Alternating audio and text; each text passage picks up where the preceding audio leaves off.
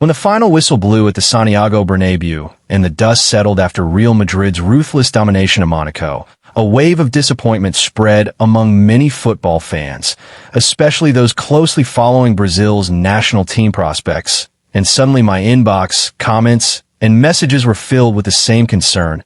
A beer by, talk about these Monaco fullbacks, Caio Henrique and Vanderson. After watching that match, can they really make Brazil's World Cup squad?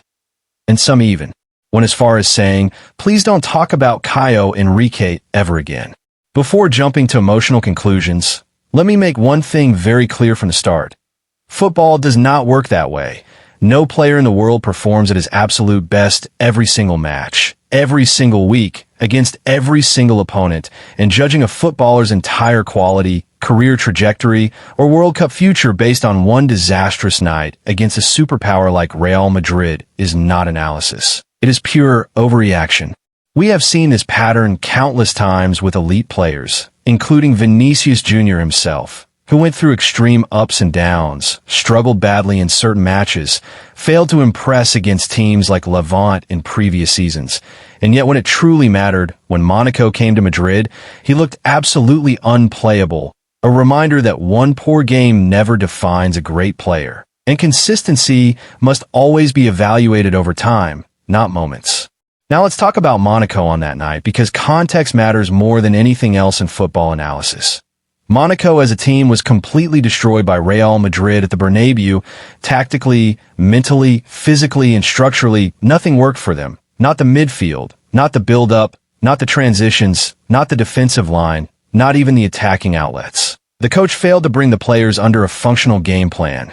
Real Madrid dominated possession, space, tempo, and rhythm so brutally that Monaco never looked like a team capable of competing, and when an entire system collapses, it is unrealistic and frankly unfair to expect two fullbacks, Vanderson on the right and Caio Henrique on the left, to suddenly perform like robots from another planet and rescue the game on their own.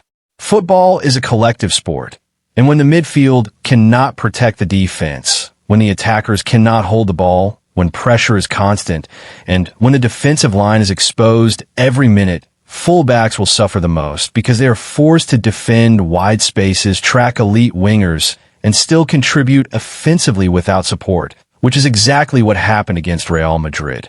This is why I strongly believe that there is no need for excessive judgment, panic, or emotional reactions regarding Caio Henrique and Vanderson at this stage, because Carlo Ancelotti understands football far better than any of us watching from home, and he knows that evaluating players requires long-term observation, not highlight-driven outrage. On top of that, Brazil are not short of options in the fullback positions, which is another key point that many fans conveniently forget during moments of frustration, because on the right side alone, we have already tested Eder Militao as a right back in matches like the one against Tunisia, giving Brazil tactical flexibility. And if Vanderson does not perform perfectly on a given day, players like Wesley and Paulo Henrique are also in the picture, meaning there is no crisis, no panic, and no lack of solutions. On the left side, Caio Henrique is not standing alone either, as Brazil can rely on Carlos Augusto, Douglas Santos, and other alternatives. So the idea that one bad performance from Caio Henrique or Vanderson automatically puts Brazil's World Cup campaign at risk is simply disconnected from reality. The truth is, if you have watched Monaco regularly over the past seasons, you already know that both Caio Henrique and Vanderson are consistent performers, regular starters, and key contributors in most matches, not just occasional squad players who randomly get minutes. And this consistency is exactly why they are even being discussed in the context of Brazil's national team. Vanderson, in particular, has already shown with the Brazilian shirt that he could deliver fantastic performances whenever called upon, without hesitation, without fear, and with impressive tactical discipline. While Caio Henrique has also provided solid service for Brazil whenever he played, offering balance, crossing quality, and positional intelligence, both at international level and in club football with Monaco.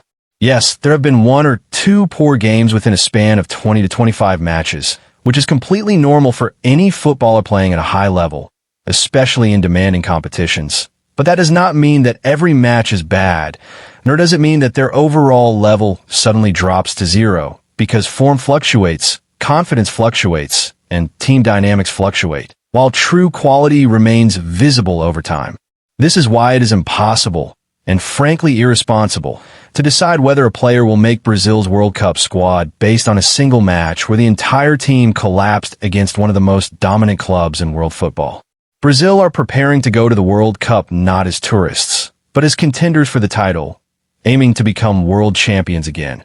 And there is no doubt that a strong, balanced, and deep squad will be selected, because Carlo Ancelotti himself is watching matches from the stands, analyzing players live, understanding tactical nuances, and making decisions based on experience, not noise from social media or emotional reactions from fans.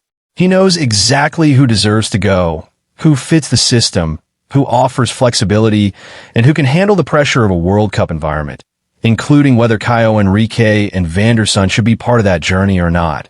And that decision will be made with clarity, not panic. So while it is natural for fans to feel frustrated after watching a painful defeat, especially against a giant like Real Madrid, it is important to remember that solutions always exist within the Brazilian squad, especially in the fullback positions, and Carlo Ancelotti already has those solutions in his hands. No matter how disappointed we may feel after one match, the final outcome will be shaped by long-term planning, tactical intelligence, and squad depth, not one bad night at the Bernabeu. So my humble request to all of you is simple. Do not judge players solely based on one performance. Do not write them off prematurely, and trust the process, because Brazil's World Cup ambitions are built on strength, depth, and experience. And the answers you are looking for are already with Carlo Ancelotti. If you enjoyed this discussion, make sure to leave your thoughts in the comments, and thank you all for listening.